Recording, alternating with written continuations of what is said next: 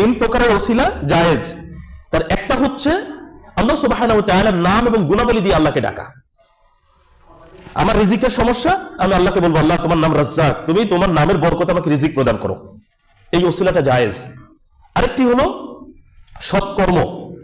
আপনি আল্লাহর সন্তুষ্টির জন্য একটা ভালো কাজ করেছেন, কোন একটা বিপদে পড়েছেন, আল্লাহকে বলবেন, আল্লাহ অমুক ভালো কাজটা আমি তোমার সন্তুষ্টির জন্য করেছিলাম, ওইটার বদৌলতে আজকে তুমি এই বিপদ থেকে আমাকে মুক্তি দান করো, এটা জায়েজ।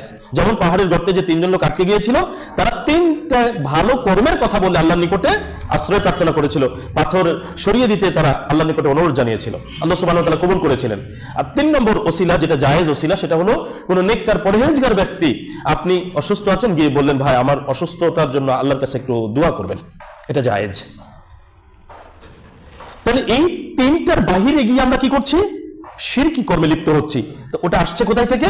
আমার ভুল আকীদা বিশ্বাস, আমার শিরকি আকীদা বিশ্বাসে, কুফরি আকীদা বিশ্বাস থেকে আমার ওই কর্মটি চলে আসছে।